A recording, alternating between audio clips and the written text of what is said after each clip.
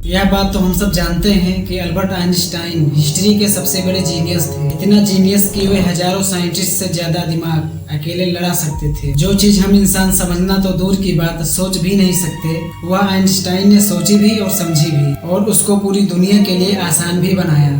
Albert Einstein एक physicist थे जिन्होंने theory of relativity is equal to mc square और फोटो इलेक्ट्रिक इफेक्ट के लॉस बनाकर पूरी दुनिया को हैरान कर दिया, और इसी वजह से इनको नोबेल प्राइज से भी नवाजा गया। इनकी एक्स्ट्रा ऑर्डिनरी सोचने और समझने की क्षमता को देखकर लोग समझते थे कि आइंस्टाइन के पास एक स्पेशल ब्रेन है जो हम आम इंसानों से काफी ज्यादा तेज है।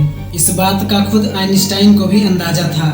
इसी वजह से वह नहीं चाहते थे कि मरने के बाद इनकी बॉडी पर कोई रिसर्च की जाए, बल्कि उन्होंने तो यह इंस्ट्रक्शन दे रखी थी कि मरने के बाद इनकी बॉडी को जलाकर राख कर दिया जाए। लेकिन फिर वही हुआ जिसका आइंस्टाइन को डर था।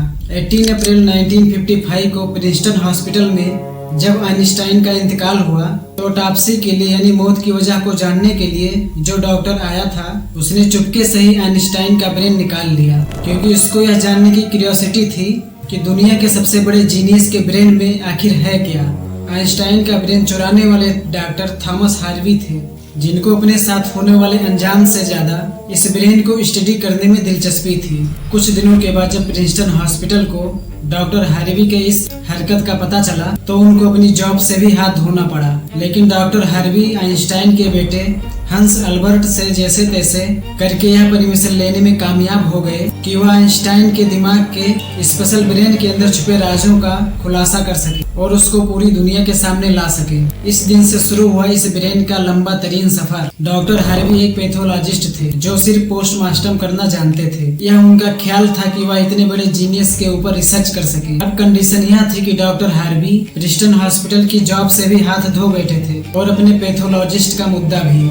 आइंस्टाइन का ब्रेन जो पहले से ही डॉक्टर हार्वी प्रिजर्व कर चुके थे, वह इसको लेकर पेंसिल्वेनिया के शहर फिलाडेल्फिया ले गए, जहां उन्होंने ब्रेन की कई फोटोज ली और फिर उसको 240 छोटे छोटे पीसेज में काट कर हर पीस को अलग अलग जार में प्रिजर्व कर अपनी बेसमेंट में छुपा दिया। इसी को लेकर डॉक्टर हार्वी का अपनी पत्नी से कई बार झगड़ा होता रहा, क्योंकि उनकी बीवी अक्सर यह धमकी देती थी कि वह इस ब्रेन को उठाकर कहीं फेंक दे। एक दिन झगड़ा इतना बढ़ गया कि दोनों मियां बीवी को डिवोर्स तक देना पड़ा और डॉक्टर हार्वी ब्रेन को लेकर कैंसिस के शहर बिचरा चले गए, जहां वह एक बायोलॉजिस्ट टेस्टिंग लैब में मेडिकल सुपरवाइजर की नौकरी करने लगे। और यहां वह अपने शेष टाइम में आइंस्टाइन के ब्रेन पर डीप स्टडी करने की कोशिश करते। कई साल गुजर चुके थे लेकिन डॉक्टर हार्वी आइंस्टाइन के ब्रेन पर कुछ खास रिसर्च ना कर सके।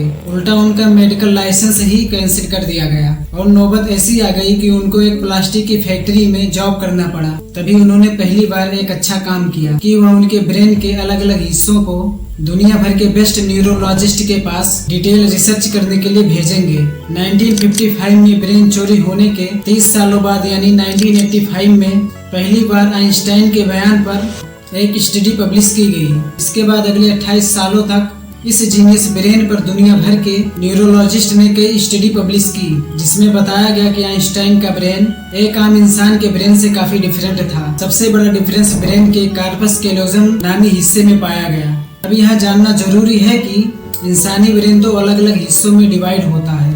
इंसान जो भी काम करता है वह ब्रेन के एक हिस्से में पहले प्रोसेस होता है और फिर ब्रेन हमारे जिस्म के उस हिस्से को सिग्नल देता है कि लेफ्ट ब्रेन हमारे जिस्म के राइट हिस्सों को कंट्रोल करता है। इसके अलावा 90% इंसानों का लेफ्ट ब्रेन बोलने, समझने, मैथमेटिकल कैलकुलेशन और राइटिंग यानी लिखने के दौरान काम करता है, जबकि राइट ब्रेन के पास क्रिएटिविटी। ब्रेन के दोनों हिस्से आपस में जिस चीज के थ्रू कम्युनिकेट करते हैं उसको कार्पस कैलोजम कहा जाता है। और आइंस्टाइन का कार्पस कैलोजम आम इंसानों के मुकाबले काफी ज्यादा बड़ा था, यानी उनका लेफ्ट और राइट ब्रेन आपस में बहुत स्ट्रांग कनेक्शन था, जिसकी वजह से आइंस्टाइन एक ही वक्त में काफी कॉम्प्लेक्स प्रॉब्लम को इमेजिन कर सकते थे। कार्पस कैलोजम के बड़े होने के अलावा आइंस्टाइन के ब्रेन का पैटर्न भी आम इंसानों के मुकाबले काफी ज्यादा अलग था और रिसर्चर्स का मानना है कि इसकी वजह से ब्रेन में न्यूरॉन का फ्लो काफी बेहतर था। जब आइंस्टाइन के ब्रेन का वजन किया गया तो उसका वजन 1230 ग्राम था, जबकि आम इंसानों का ब्रेन 1400 ग्राम होता है।